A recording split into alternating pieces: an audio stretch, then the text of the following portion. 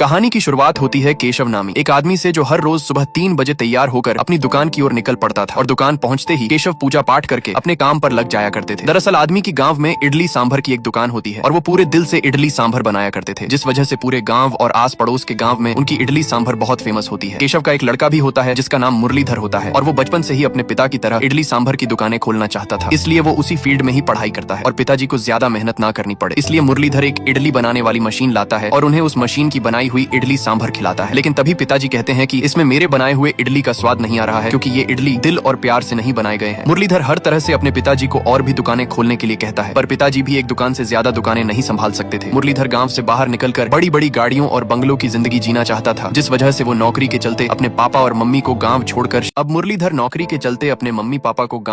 शहर की ओर निकल पड़ता है और अब कई साल के मेहनत के बाद मुरलीधर एक बहुत बड़ी कंपनी का मैनेजर बन जाता है। पर अभी भी वो अपने पिता के इडली सांभर को याद करता था और साथ ही में मुरलीधर के मालिक की बेटी के साथ जल्द ही शादी भी होने वाली थी। लेकिन वहीं पर ही मालिक का एक बेवड़ा बेटा भी होता है जो कि हर वक्त सट्टा खेलता रहता था, जिस वजह से हर रोज पुलिस वाले उनसे मिलने आया करते थे। लेकिन मुरलीधर को ये नहीं पता था कि वो लोग उसे अपने फायदे के लिए अपनी बेटी के साथ शादी करवा रहे थे। मुरलीधर अपने मम्मी पापा को शादी में बैंकॉक आने के लिए कहता है, पर वो लोग वहाँ आने से साफ मना कर रहे थे और तभी मालिक का लड़का मुरलीधर को अपने बॉक्सिंग हाउस में बुलाता है। मुरलीधर उन्हें मना नहीं कर सकता था, जिस वजह से वो बिगड़ैल आदमी सुबह का गुस्सा निकालने के लिए मुरलीधर को बॉक्सिंग के जरिए मारने लगता है। लेकिन जब अगले दिन वहाँ पर पार्टी चल रही थी कि तभी अचानक मम्मी का फोन आता है और तभी मुरलीधर के पैरों तले जमीन खिसक जाती है, क्योंकि अब उसके पिता इस दुनिया में नहीं होते हैं। मानो उसकी दुनिया उजड़ सी गई। मुरलीधर अपने पिता की मौत की खबर सुनकर बहुत ज्यादा दुखी हो जाता है, जिस वजह से वो वापस अपने घर जाने का तय करता है ताकि वो अपने पिता का अंतिम संस्कार कर सके। साथ ही में उसकी शादी की डेट भी नजदीक आ रही थी और यहाँ पर पूरे गाँव वाले केशव के लड़के का अंतिम संस्कार करने के लिए उसका इंतजार कर रहे थे। और तभी रास्ते में मुरलीधर अपने पिता की दुकान देखता है, जिसके थोड़ी देर बाद में मुरलीधर अपने घर पर पहुंचता है, जहां पर सभी लोग इकट्ठा हुए थे। और तभी घर पहुंचते ही मुरलीधर की मम्मी उसे उनके पास बुलाती है और बताती है कि हर रोज की तरह तुम्हारे पिता सुबह 3 बजे उठकर इडली बनाने गए थे और रात को खाना खाने के बाद सो गए, लेकिन अगली सुबह जब मैं उन्हें जगाने गई तो वो उठे ही नहीं। मुरलीधर अपनी पिता के साथ और भी ज्यादा वक्त बिताना चाहता था, जिसके बाद वो लोग अंतिम क्रिया के लिए निकल पड़ते हैं। लेकिन तभी उन्हीं की गाय एक बछड़े को जन्म देती है और तभी बूढ़ी औरत बताती है कि केशव कहीं नहीं गया है, बल्कि वो बछड़े के रूप में हमारे पास है। लेकिन अब पिताजी के जाने के बाद से माँ की हालत बहुत खराब हो चुकी थी, जिस वजह से मुरलीधर माँ को पिताजी के दुकान में ले जाता है। जिसके बाद मुरलीधर माँ को पिताजी के दुकान पर ले जाता है, जहाँ पर माँ अपने बीते हुए वक्त को याद करने लगती है कि किस तरह से उनकी शादी हुई थी। मुरलीधर के पिताजी ने अपनी दादी माँ से इडली बनाना सीखा था, जिसके बाद उन दोनों ने मिलकर खुद से ही अपनी दुकान बनाई थी। जिसके बाद वो लोग वापस घर चले जाते हैं, लेकिन तभी अगले ही दिन मुरलीधर की माँ भी गुजर जाती है, जिस वजह से अब वो पूरी तरह से टूट जाता है और अपने मम्मी पापा को याद करने लगता है। लेकिन यहाँ पर उस लड़की को अपनी शादी की पड़ी हुई थी, जिस वजह से वो जल्द से जल्द काम खत्म करने के लिए कहती है और यहाँ तक कि वो लड़की मुरलीधर के साथ आए आदमी को भी चिल्लाते हुए मुरलीधर को वापस लाने के लिए कहती है। और उसी शाम मुरलीधर भी अपने पिताजी की दुकान को बेचने का भी तय कर लेता है, क्योंकि उसे इडली बनाने ही नहीं आता है। लेकिन जब वो घर जा रहा था कि तभी उसे मंदिर में उसके पिताजी दिखाई देते हैं, जो उसे कुछ संकेत दे रहे थे। और अब जैसे ही अगले दिन मुरलीधर दुकान बेचने के लिए जाने वाला था कि तभी वो मम्मी पापा को याद करने लगता है, क्योंकि उनका सपना था कि उनकी आने वाली पीढ़ी यहीं पर ही रहे, जिस वजह से मुरलीधर दुकान बेचने से मना कर देता है। और यहाँ पर मुरलीधर की बचपन की दोस्त इस बात से बहुत ज्यादा गुस्सा थी कि कल्याणी ये जानकर खुश हो जाती है कि मुरलीधर ने पिताजी की दुकान नहीं बेची है। लेकिन यहाँ पर वो लड़की बार बार मुरलीधर को शादी के लिए आने के लिए कह रही थी, यहाँ तक कि वो उसके पिताजी और दुकान के बारे में बुरा भला बोलने लगती है, जिस वजह से मुरलीधर शादी के लिए मना कर देता है। और अब मुरलीधर खुद उस दुकान को खुद ही फिर से शुरू करने का तैयारी करता है, जिसके लिए उसकी बचपन की दोस्त कल्याणी भी उसकी मदद करती है। और फिर कई दिनों के बाद मुरलीधर अपने पिताजी की तरह सुबह 3 बजे उठकर नहा धोकर तैयार हो जाता है और पिताजी की दुकान खोलता है और फिर ओखली पर चावल को पीसने लगता है। लेकिन मुरलीधर की तो 5 मिनट में ही हालत खराब हो जाती है, क्योंकि उसे इसकी आदत नहीं थी, जिस वजह से उसकी मदद के लिए कल्याणी भी आई हुई थी। लेकिन दोनों की हालत 10 मिनट में खराब हो जाती है और फिर कई घंटों की मेहनत के बाद वो लोग चावल तो पीस लेते हैं और फिर इडली भी बना लेते हैं। लेकिन जब मुरलीधर के पिताजी के खास दोस्त इडली खाते हैं तो वो पहले जैसा स्वाद उसमें नहीं पाते हैं और फिर कई दिनों तक ऐसा ही चलता है। वो हर रोज इडली बनाते थे, पर सभी को पहली जैसी बात नहीं लग रही थी। मुरलीधर के बारे में पूरे गाँव में चर्चा हो रही थी, क्योंकि वो अपने पिता जैसी इडली नहीं बना पा रहा था, जिस वजह से लोग इसे दुकान बंद ही रहने देने का बोल रहे थे। और अब वक्त के साथ साथ मुरलीधर के ग्राहक एकदम ही कम हो जाते हैं और उसके सामने वाली इडली की दुकान में जाने लगते हैं। कल्याणी और मुरलीधर हर तरह की कोशिश करते हैं कि उनके इडली अच्छी बने, पर वो कुछ भी कर ले, पर वो केशव जैसी इडली नहीं बना पा रहे थे। यहाँ तक कि वो दद्दू भी अब आना बंद कर दिए थे। इन सब चीजों से एक दिन मुरलीधर बहुत ज्यादा परेशान हो जाता है, जिस वजह से वो अपने कुलदेवता के मंदिर जाता है और अपने पिता को याद करते हुए अपनी परेशानी के बारे में बात करने लगता है। और तभी जब सुबह के 3 बजते हैं तो उसी वक्त मुरलीधर के सपने में उसके पिताजी आते हैं और उसे बताते हैं कि जो हुनर मुझ में है वो हुनर तुम में भी है। और तभी वो बछड़ा भी मुरलीधर मुरलीधर के पास आता है, जिसके बाद मुरलीधर बिल्कुल अपने पिताजी की ही तरह तैयार होकर दुकान की ओर जाता है। दुकान पहुंचते ही मुरलीधर हूबहू अपने पापा की ही तरह सभी चीजों को अच्छे से साफ करके दिल लगाकर इडली सांभर बनाने लगता है। मुरलीधर हूबहू अपने पिता की ही तरह इडली सांभर बनाने लगता है। ये देखकर वो दद्दू भी वापस आ जाते हैं और फिर कुछ ही देर में इडली भी तैयार हो जाती है। और जैसे ही दद्दू इडली खाते हैं तो उनकी आंखें भर आती हैं, क्योंकि जो इडली मुरलीधर ने बनाई थी वो बिल्कुल उसके पिताजी जैसी बनी होती है। और अब कई दिनों के मेहनत के बाद मुरलीधर खुश हो जाता है, लेकिन तभी वहाँ पर उसके मालिक का घमंडी बेटा आ जाता है। ये देखकर मुरलीधर कल्याणी को वहाँ से जाने के लिए कहता है। दरअसल वो मुरलीधर को यहाँ शादी के लिए लेने आया था, पर वो मुरलीधर को दुकान चलाते हुए देखकर बहुत ज्यादा गुस्सा हो जाता है और उस पर हाथ उठाने लगता है। मुरलीधर आदमी को शांति से बैठकर बात करने के लिए कह रहा था, पर वो जरा भी बात नहीं मान रहा था। और तभी वो दुकान का बोर्ड निकाल कर फेंक देता है, और जैसे ही वो बोर्ड को कुचलता कि तभी मुरलीधर उसे रोक लेता है। और अब मुरलीधर के पिताजी की दुकान की इज्जत तक बात आ चुकी थी, जिसके बाद उन दोनों के बीच खतरनाक वाली लड़ाई होने लगती है। कभी वो आदमी मुरलीधर पर भारी पड़ रहा था, तो कभी मुरलीधर आदमी को पीट रहा था। पूरा गांव ये सब देख रहा था, लेकिन तभी मुरलीधर और उस घमंडी आदमी के बीच खतरनाक वाली लड़ाई हो रही थी। लेकिन अब जल्द ही मुरलीधर का सब्र टूट जाता है, और तभी वो आदमी को इतनी बुरी तरह से मारता है कि उसका दिमाग काम करना बंद कर देता है और जमीन पर गिर जाता है, और उसके पैर को भी बहुत बुरी तरह से तोड़ देता है। लेकिन बीच में आकर वो आदमी मुरलीधर को रोक लेता है, वरना वो आदमी मारा जाता। लेकिन तभी मुरलीधर को उसके पिता की बात याद आती है, जो लड़ाई झगड़े से दूर और अहिंसा का पालन किया करते थे, जिस वजह से गांव में होने वाला बड़ा से बड़ा झगड़ा भी सुलझ जाया करता था। और अब उस आदमी को सीधा आईसीयू में भर्ती किया जाता है, जिसके लिए दुनिया के सभी अच्छे डॉक्टर्स को इलाज के लिए बुलाया जाता है। लेकिन तभी मुरलीधर वहां अपने मालिक से माफी मांगने के लिए जाता है, लेकिन मालिक उसे कहीं दूर चले जाने के लिए कहता है, क्योंकि अब उसका बेटा उसे मारे बिना छोड़ने वाला नहीं था। लेकिन इतना होने के बावजूद भी मुरलीधर दुकान पर ही रहता है। और अब थोड़े दिनों के मेहनत के बाद जो ग्राहक सामने वाली दुकान में जाया करते थे, वो वापस मुरलीधर के दुकान में आने लगते हैं। लेकिन यहाँ वो आदमी ठीक होने के साथ मुरलीधर की गंदी वाली पिटाई याद करने लगता है। अगले पार्ट के लिए कमेंट और सब्सक्राइब करें।